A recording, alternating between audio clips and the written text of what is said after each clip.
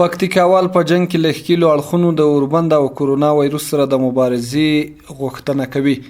د پکتیکا ولایت اوسیدونکو د یوې خبري ناستې پر مهال په دې وروستیو کې د وسلوالو طالبانو او حکومت له لوري د بریدونو زیاتوالی د سولې بهیر په وړاندې خنډ بولي او له دواړو غاړو د روژې مبارکې میاشتې او د کرونا وایرس څخه د مخنیوي په پار د اوربند او یا کم تر کمه د اورکم غوښتنه کوي.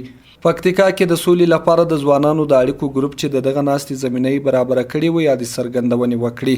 د ځوان خوځښت ټولنې مشر عبدالحق فقیرزاده ویل چې په وروستیو کې د وسلوالو طالبانو د بریدونو زیاتوالی د سولې بهیر په وړاندې خنډ بولي او پر طالبانو غږ کوي چې د روژې مبارکې میاشتې لپاره د بریدونه ودروي، اوربند او یا کم تر کمه اورکم دې وکړي.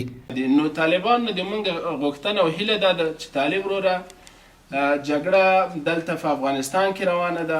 خبرې له امریکا سره صحیح ده، اوس دا پروسه تللې ده چې له هغو سره مو دا خبرې کړې، کور مو ودان خیر یوسئ، ولې په څنګ کې له افغان حکومت سره ضرور ده چې خبرې وسي. قومي مشر وکیل باچا خان شرنوال په خبرو کې وویل چې که امریکا او ګاونډي هیوادونه وغواړي چې په افغانستان کې سوله راشي نو ځکه دې دا ځل په ګاونډیو سربیر امریکا نور روانه لوبه او د سریال کاته بس کړي او د سولې لپاره دې په رښتیني ډول کار وکړي. د تعلیمي ادارې فلش کړي دي. نن د 15 د وروره یو مکتب لا نه ده خلاص، یوه اداره تعلیمي نه ده خلاصه، پانتونین دي بند دي، مکتبونه دي بند دي، مدرسې دي بند دي.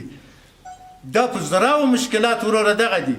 په اقتصاد کې وروره خلق ناری ویل لوجه سړکو ته راووتل چې په پار د خدای. د پکتیکا ولایتي شورا وکیل افسر خان سلیمان خیل هم په جنګ کې په ښکېلو اړخونو غږ وکړ چې د سولې له روان فرصت څخه دې ګټه پورته کړي او څومره چې ژر کېدلی شي بین الافغاني مذاکراتو ته دې زمینه سازي وشي. هغه ویل چې که جګړه بنده او اوربند وشي ممکن په افغانستان کې کرونا ناروغۍ کنټرول او په ګډه ورسره مبارزه ترسره شي. د موږ په ښکېلو غاړو هم په طالب هم په حکومت باندې غږ کوو چې د خدای په لیاز دا وطن زموږ تاسې خپل وطن ده. کوم څوک چې موږ تاسې ته قومنده راکوي، که د تاسې ته شا څوک دي او تاسې ته قومنده درکوي، هغه هم نه د دې خاورې په خیر ده، نه د اسلام په خیر ده او نه د دې وطن په خیر ده. او که د موږ تر شا بل څوک دي یا څوک روان دي یا موږ څوک سپورټوي، هغه هم د موږ دوستان کېدای نه سي.